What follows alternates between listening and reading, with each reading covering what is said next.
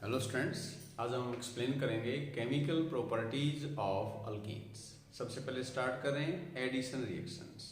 पहला एग्जांपल है addition of halogens. Halogens में एडिशन करते हैं मेनली क्लोरीन ब्रोमीन, क्योंकि फ्लोरीन हाईली रिएक्टिव है, रिएक्शन एक्सप्लोसिव होती है, और आयोडीन है उसके कंपाउंड लेस स्टेबल है। तो यहाँ एग्जाम्पल लिया हमने ब्रोमीन का एडिशन। कोई भी अल्कीन ले सकते हैं, ब्रोमीन ऐड करेंगे in presence of non polar solvent. तो ये एक इलेक्ट्रोफिलिक एडिशन रिएक्शन का एग्जांपल है, इसको अभी एक्सप्लेन करेंगे। उससे पहले reddish orange colour of bromine है, ये डिसअपियर हो जाएगा, क्योंकि ब्रोमीन का जब हमने एडिशन किया है तो कार्बन कार्बन का पाई बॉन्ड ब्रेक हो गया, क्योंकि पाई बॉन्ड लेस स्टेबल होता है, और ऐसा होने से दोनों कार्बन की एक एक वैलेंसी कम हो गई और दोनों के साथ एक एक Br ऐड हो जाएंगे। अब ये जो मॉलिक्यूल है ब्रोमीन, ये लिक्विड है, कलर में रेडिश ऑरेंज है, लेकिन यहाँ जो कंपाउंड आया ये कलरलेस है। तो कलरलेस होना ये इंडिकेट करता है कि कंपाउंड है वो अनसैचुरेट है, इसलिए हम इसको यूज करते हैं टेस्ट फॉर अनसैचुरेशन। किसी अनसैचुरेट हाइड्रोकार्बन के अंदर अल्कीन या अल्काइन में अगर हम ब्रोमीन ऐड करेंगे तो कलर डिसअपीयर हो जाएगा। तो इसकी हेल्प से हम सैचुरेट और अनसैचुरेट कंपाउंड में डिफरेंस भी कर सकते हैं। अगर ये कंपाउंड मान लो अल्कीन होता, सैचुरेट होता, तो ये रिएक्शन नहीं होती, तो कलर में कोई चेंज नहीं आता। अब समझें कि ये रिएक्शन इलेक्ट्रोफिलिक कैसे है। तो इसके लिए इसका मैकेनिज्म लिखते हैं।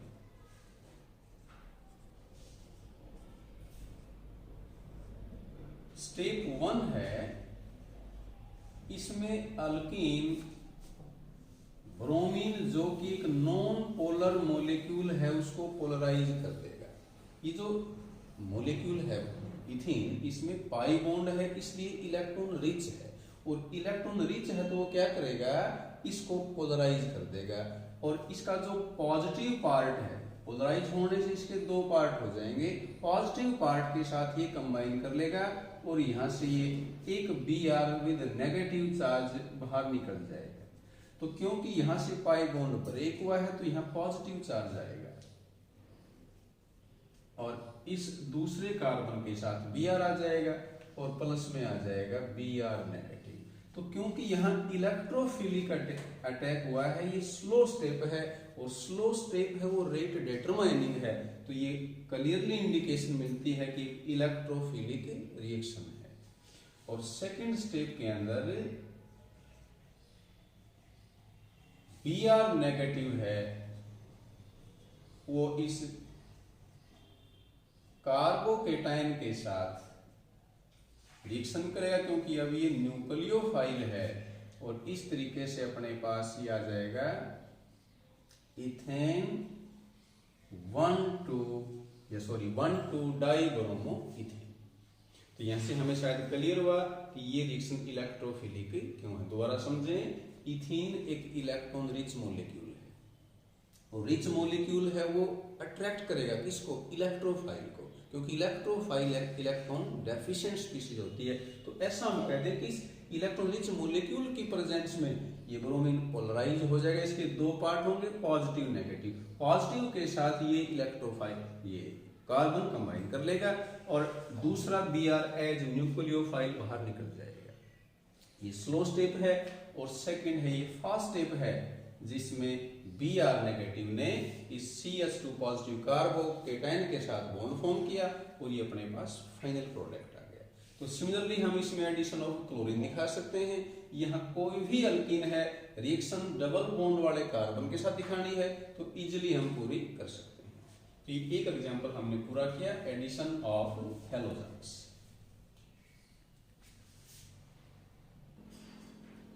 सेकेंड एग्जाम्पल स्टार्ट कर रहे हैं, addition of HX hydrogen halide या हैलोजन एसिड। इसमें जो HF है वो हाईली स्टेबल है, मतलब लिस्ट रिएक्टिव है, तो वो रिएक्शन में पार्टिसिपेट नहीं करेगा, बाकी सभी रिएक्शन में पार्टिसिपेट कर सकते हैं। तो पहला एग्जाम्पल लिया मैंने, अल्कीन है, ये इथीन है, ये सिमेट्रिकल अल्कीन है। सिमेट्रिकल अल्कीन वो होता है जिसमें डबल बॉन्ड वाले कार्बन के साथ इक्वल नंबर ऑफ हाइड्रोजन हो। ऑर्गेनिक रिएक्शंस में जो मेजर रिएक्टेंट है उसको सबस्ट्रेट कहा जाता है, और जो उसके साथ कंबाइन करे उसको रीजेंट कहते हैं। यूं भी कह सकते हैं कि जो रिएक्टेंट कार्बन देता है वो सबस्ट्रेट, और उस कार्बन के साथ जो बॉन्ड फॉर्म करता है उस रिएक्टेंट को क्या बोलते हैं, रीजेंट। अब यहां पर ये तो सिमेट्रिकल है, ये अनसिमेट्रिकल है। एक भी पार्ट सिमेट्रिकल है तो फिर एडिशन के लिए कोई रूल नहीं होता, हम डबल बॉन्ड ब्रेक कर दें, ऐसा होने से दोनों कार्बन की एक एक वैलेंसी कम हो जाएगी, और जिसको ऐड कर रहे हैं उसके दो पार्ट हैं, किसी पार्ट को कहीं ऐड कर दें सेम प्रोडक्ट आएगा। जैसे यहां हमने डबल बॉन्ड ब्रेक किया, इस कार्बन के साथ H ऐड कर दिया, इस कार्बन के साथ Cl ऐड कर दिया। लेकिन अगर ये अनसिमेट्रिकल है, जैसे अब मैं इसमें लिखता हूं अनसिमेट्रिकल अल्कीन, ये है प्रोपीन। अब जो प्रोपीन है इसमें शायद हमें क्लियर है कि दोनों कार्बन हैं उनके साथ different number of hydrogen, unsymmetrical है। रीजेंट है, ये भी अनसिमेट्रिकल है क्योंकि इसके साथ भी, इसके अंदर भी तो डिफरेंट पार्ट हैं, पॉजिटिव नेगेटिव। तो इस केस में एडिशन है वो एक रूल के अकॉर्डिंग होता है, और रूल का नाम है मार्कोनिकोव रूल। क्या कहता है ये, इसके दो पार्ट हैं, negative part of reagent goes to that double bonded carbon which has larger number of hydrogens। यहां ध्यान ये रखेंगे जो पॉजिटिव पार्ट है रीजेंट का वो ज्यादा H वाले कार्बन के साथ अटैच करेंगे, और नेगेटिव पार्ट है वो उस कार्बन के साथ अटैच करें जहां कम हाइड्रोजन है। तो प्रोडक्ट क्या आएगा इसमें, इस कार्बन के साथ हमने ऐड किया है Cl और इसके साथ ऐड किया है H, तो ये आ जाएगा 2-क्लोरोप्रोपेन। तो ध्यान रखेंगे जब भी कोई अनसिमेट्रिकल रिएक्टेंट है, अल्कीन है या अल्काइन है, और रीजेंट भी अनसिमेट्रिकल है, तो एडिशन हमेशा मार्कोनिक रूल के अकॉर्डिंग होता है। एक एक्सेप्शन उसको इसके बाद बताता हूं, दोबारा समझें। ये अनसिमेट्रिकल क्यों है, क्योंकि दोनों कार्बन के साथ जिनके बीच में डबल बॉन्ड है डिफरेंट नंबर ऑफ हाइड्रोजन है, इसके दो पार्ट हैं H पॉजिटिव Cl नेगेटिव, तो ये भी अनसिमेट्रिकल है, तभी ये रूल अराइज होता है। तो इसका जो नेगेटिव पार्ट है वो उस कार्बन के साथ अटैच करें जहां कम हाइड्रोजन है, और पॉजिटिव पार्ट उस कार्बन के साथ जहां ज्यादा हाइड्रोजन है। अब क्वेश्चन माइंड में आता है कि ऐसा क्यों होता है, तो इसको एक्सप्लेन करने के लिए इस रिएक्शन का हम मैकेनिज्म लिखते हैं। फर्स्ट स्टेप इसमें प्रोपीन है, ये इलेक्ट्रॉन रिच है, जहां भी पाई बॉन्ड है वो इलेक्ट्रॉन रिच है। HCl है, ये जो भी HCl है, HBr है या HI, तीनों में से कोई भी ले सकते हैं। तो इसके दो पार्ट होंगे, H पॉजिटिव और दूसरा नेगेटिव, जैसे यहाँ Cl है। तो पॉजिटिव पार्ट इलेक्ट्रोफाइल इस रिएक्शन में पार्टिसिपेट करा इस स्टेप में, तो ये स्लो स्टेप है, ये रेट डिटरमाइनिंग स्टेप है। अभी भी जैसे अभी बताया था हमने कि इसी स्टेप H आयन ने ही इनिशियली पार्टिसिपेट क्यों किया, क्योंकि ये रिच है, और रिच के साथ कौन कंबाइन करेगा जिसमें डेफिशिएंसी होगी, तो H पॉजिटिव ही इस स्टेप में हिस्सा लेगा, और यही इस रिएक्शन का रेट डिटरमाइनिंग स्टेप है, मतलब इसी के ऊपर इस रिएक्शन का रेट डिपेंड करता है। अब देखो डबल बॉन्ड है, इसका दो तरह से क्लीवेज हो सकता है। एक क्लीवेज तो देखो मैंने ऐसे दिखा दिया, ये पाई बॉन्ड इस कार्बन पे आ जाए, ऐसा होने से देखो क्या बनेगा, इसमें ये पाई बॉन्ड हमने ब्रेक करके इस पेयर को यहां रखा, तो इस कार्बन पे पॉजिटिव चार्ज आ गया और इस कार्बन पे नेगेटिव चार्ज आया, और इलेक्ट्रोफाइल में इलेक्ट्रॉन की कमी है, तो इस नेगेटिव चार्ज को, इस इलेक्ट्रॉन पेयर को ये इलेक्ट्रोफाइल एक्सेप्ट कर लेगा, तो इस कार्बन के साथ H का बॉन्ड फॉर्म हो गया, तो ये बन गया इंटरमीडिएट, और ये कार्बोकेटायन है। सेकेंडरी कार्बन पे पॉजिटिव चार्ज है, तो ये सेकेंडरी कार्बोकेटायन है। अब दूसरी पॉसिबिलिटी क्या थी इसमें, ये पाई बॉन्ड हम यूं ब्रेक करते हैं, देखें एक बार, अगर मैं इस पाई बॉन्ड को ऐसे ब्रेक करता हूं तो इसमें ऐसे बनेगा, ये CH3, इस पे नेगेटिव चार्ज, तो ये नेगेटिव चार्ज आएगा, वहां पर ये H आ जाएगा, तो ये CH2, और इस कार्बन पे अब पॉजिटिव चार्ज आया। तो अगर बॉन्ड ऐसे ब्रेक करते तो यहां पर पॉजिटिव चार्ज, कौन सा कार्बन है ये, प्राइमरी, तो ये प्राइमरी कार्बोकेटाइन, ये सेकेंडरी कार्बोकेटाइन, ये हमें पता है कि सेकेंडरी कार्बोकेटाइन मोर स्टेबल है किससे, प्राइमरी से, तो हमेशा स्टेबल स्पीशीज ही बनती है। तो ये क्योंकि ज्यादा स्टेबल है तो ये बनेगा। तो यहां से हमें क्लियर हुआ कि पाई बॉन्ड है उसका ब्रेकेज कैसे हुआ, यहां से ब्रेक करके यहां शिफ्ट किया।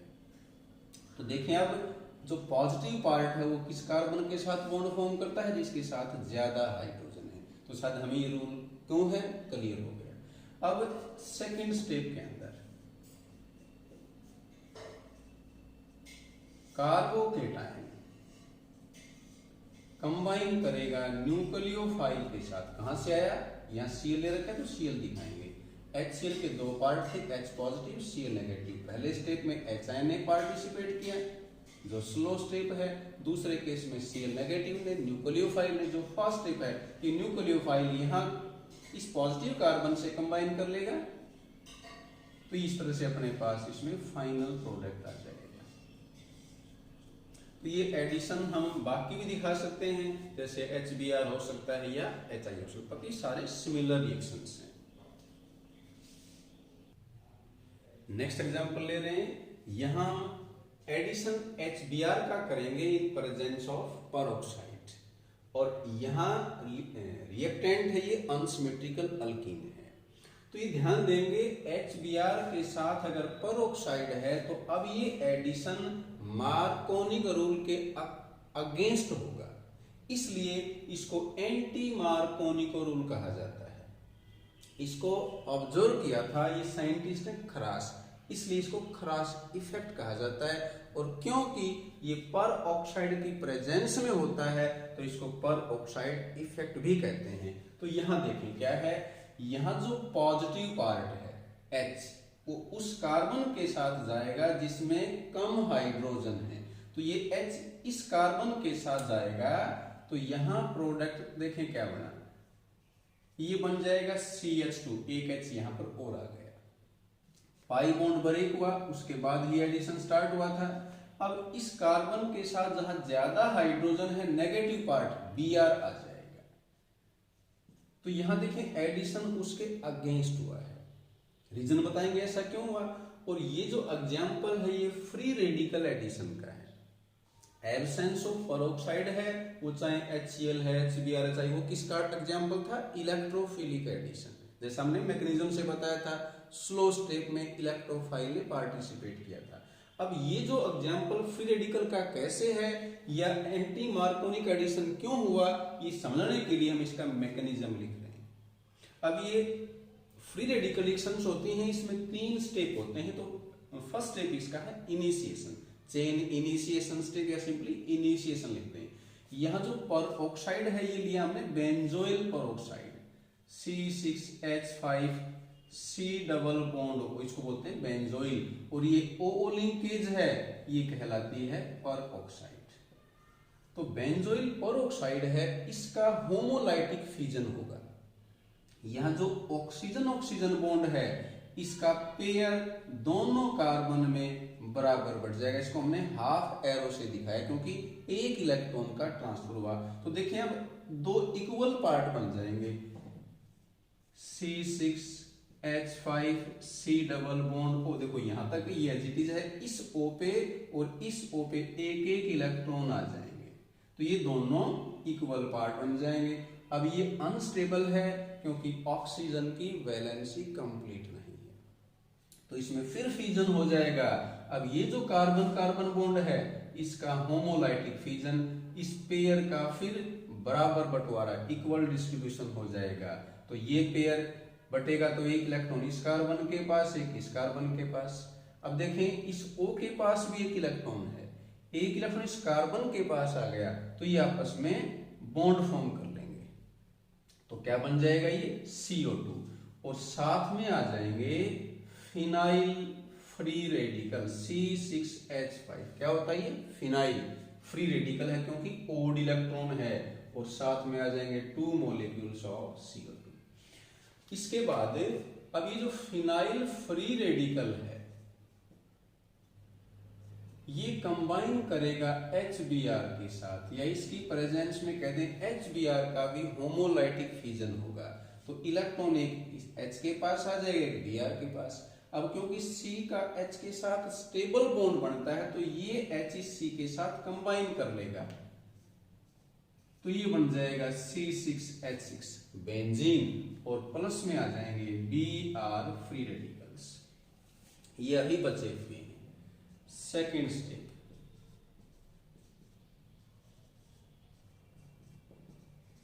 ये है चेन प्रोपोगेशन स्टेप। इसमें क्या होगा, जो इथीन है अनसिमेट्रिकल अल्कीन है,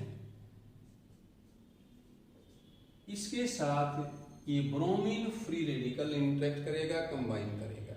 अब रेडिकल की प्रेजेंस में यहाँ जो कार्बन कार्बन के बीच पाई बॉन्ड है इसका होमोलाइटिक फिजन हो जाएगा, और ऐसा होने से क्या होगा, दोनों कार्बन के पास एक एक इलेक्ट्रॉन आ जाएगा। तो यहाँ दोनों कार्बन है ये, इनके पास एक एक इलेक्ट्रॉन है। ब्रोमीन किसी के साथ भी कंबाइन कर सकता है। इसको पहले हम यहाँ कंबाइन करते हैं, फिर देखते हैं कि ये यहाँ कंबाइन क्यों नहीं करता।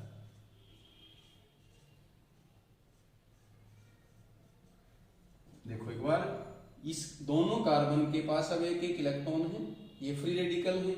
इस ब्रोमीन ने इस कार्बन के साथ बॉन्ड फॉर्म कर लिया, तो ये इंटरमीडिएट आया। और इसमें तो हम देख सकते हैं कार्बन है ना, ये जिसपे ओड इलेक्ट्रॉन है ये सेकेंडरी है, तो ये सेकेंडरी फ्री रेडिकल है। अगर ब्रोमीन इसके साथ बॉन्ड फॉर्म करता, मैं इसको लिख के दिखाता हूं, CH3 एज इट इज है, और इस C के साथ Br ने बॉन्ड फॉर्म कर लिया, तो फिर इस कार्बन का, लास्ट वाले कार्बन का ये ओड इलेक्ट्रॉन फ्री है, तो अब ये प्राइमरी फ्री रेडिकल है। और ये हमें पता है कि सेकेंडरी फ्री रेडिकल प्राइमरी से ज्यादा स्टेबल है, इसलिए इस तरीके से ही प्रोडक्ट फॉर्म होगा। तो यहां से हमें क्लियर है, ब्रोमीन ने किसके साथ कंबाइन किया, उस कार्बन के साथ जहां ज्यादा हाइड्रोजन है, और इसका रीजन है क्योंकि ऐसा होने से जो इंटरमीडिएट आया सेकेंडरी फ्री रेडिकल वो ज्यादा स्टेबल है। तो हमें क्लियर हो गया कि इन प्रेजेंस ऑफ पेरोक्साइड ब्रोमीन उस कार्बन के साथ कंबाइन करता है जिसके साथ ज्यादा हाइड्रोजन है, और ये क्योंकि अकॉर्डिंग मार्कोनी के अगेंस्ट है, इसलिए इसको क्या नाम दिया, एंटी मार्कोनी का रूल। मैकेनिज्म में आगे क्या है, अब ये जो अपने पास सेकेंडरी फ्री रेडिकल आया,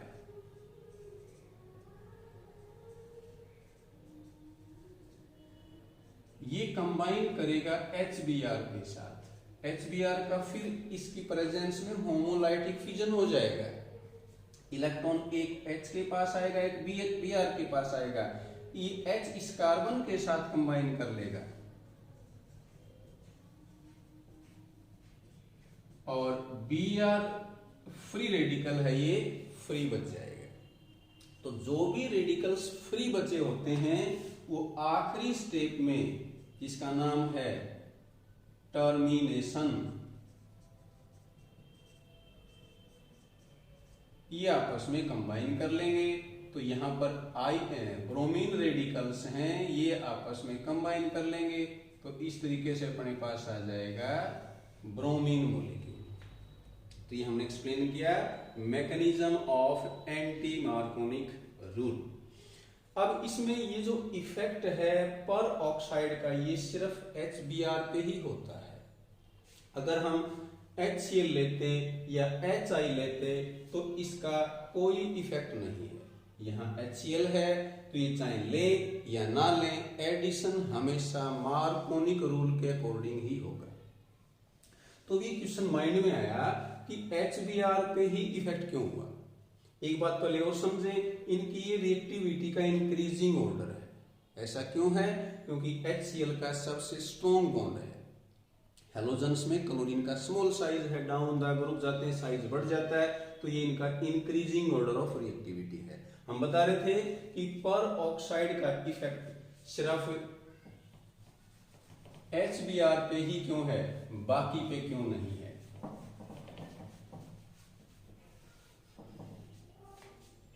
हाँ, इसको समझे अब। पर oxide affect the addition of HBr only, not HCl and HI। अगर हम HCl या HI ऐड करेंगे तो उस पर कोई इफेक्ट नहीं होगा। उसका रीजन क्या है? बिकॉज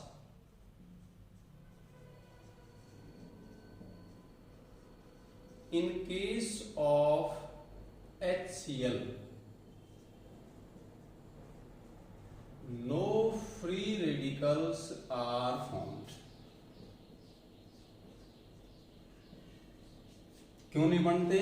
क्योंकि HCl बॉन्ड है ये ज्यादा पोलर बॉन्ड है, और ज्यादा पोलर होने से इसका होमोलाइटिक फिजन नहीं हो सकता, इसका हमेशा हेट्रोलाइटिक फिजन ही होगा, और ऐसा होने से हमेशा H पॉजिटिव Cl नेगेटिव आएंगे, चाहे पर ऑक्साइड लें चाहे ना लें। इसलिए HCl पे पर ऑक्साइड का इफेक्ट नहीं हुआ। लेकिन अगर हमने HI लिया तो क्योंकि HI का तो HBr से भी लेस पोलर है, तो वहां रेडिकल बनेंगे। आगे बता रहे हैं, and in case of HI radical बनेंगे। The iodine free radicals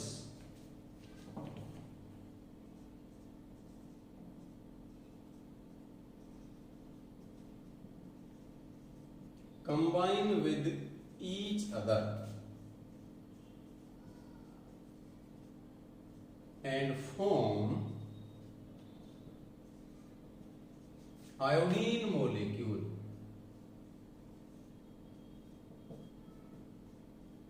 instead of addition to carbon या अल्कीन कह दें। समझे क्या बताया हमने? ये अगर हमने HI लिया तो HI का फिजन होमोलाइटिक हो जाएगा और रेडिकल बन जाएंगे। लेकिन आयोडीन का जो फ्री रेडिकल है वो लेस रिएक्टिव है, वो कार्बन से बॉन्ड फॉर्म करने की बजाय आपस में ही कंबाइन कर लेंगे और I2 बना लेंगे, मॉलिक्यूल्स, आयोडीन मॉलिक्यूल्स बन जाएंगे। कार्बन से कंबाइन क्यों नहीं किया? क्योंकि कार्बन के साथ आयोडीन का बॉन्ड है वो लेस स्टेबल है, इसलिए हमेशा ज्यादा स्टेबल स्पीसीज ही बनती है। तो I रेडिकल ने कार्बन से अल्कीन के कार्बन से कंबाइन करने की बजाय किससे कंबाइन किया? आयोडीन दूसरे रेडिकल के साथ, और क्या बना लिया? I2। नेक्स्ट एग्जांपल ले रहे हैं, एडिशन ऑफ वाटर। वाटर भी अनसिमेट्रिकल रीजेंट है, उसके दो पार्ट हैं, H पॉजिटिव और H नेगेटिव। ये अनसिमेट्रिकल है तो एडिशन अकॉर्डिंग टू मार्कोनी का रूल। सभी एडिशन याद रखें मार्कोनी के अकॉर्डिंग ही होते हैं, सिर्फ HBr इन प्रेजेंस ऑफ पर ऑक्साइड ही एंटी मार्कोनिक एडिशन है। तो यहाँ मार्कोनिक एडिशन अप्लाई किया हमने। वाटर के दो पार्ट कौन से? H पॉजिटिव और H नेगेटिव। पॉजिटिव पार्ट कहाँ जोड़े? जिसके साथ ज्यादा हाइड्रोजन है, नेगेटिव जिसके साथ कम है। मतलब पॉजिटिव ज्यादा वाले के साथ, नेगेटिव कम वाले के साथ। क्या बन जाएगा? Propane two all. तो प्रोपीन में वाटर ऐड करने से प्रोपेन टू ऑल यानी कि अल्कोहल बन जाता है। Next addition of sulphuric acid. Sulphuric acid है ये हमें पता है HN देता, तो इसके दो पार्ट बन जाएंगे। ये भी अकॉर्डिंग टू मार्कोनी, क्योंकि हमने ये अनसिमेट्रिकल ले रखा है, तो इसमें क्या आ जाएगा? CH3 as it is. CH कम हाइड्रोजन है तो नेगेटिव पार्ट, इसके साथ ये आ जाएगा O, और बाकी इकट्ठा कर दिया हमने ये SO3H, और इस कार्बन के साथ पॉजिटिव पार्ट आ जाएगा CH3। ये 3 कार्बन है तो प्रोपाइल है, और बीच वाले कार्बन की वैलेंसी खाली है तो ये आइसोप्रोपाइल है। तो इस कंपाउंड को कहा जाएगा आइसोप्रोपाइल हाइड्रोजन सल्फेट। ये HSO4 नेगेटिव था, और HSO4 नेगेटिव क्या होता है? Hydrogen sulphate.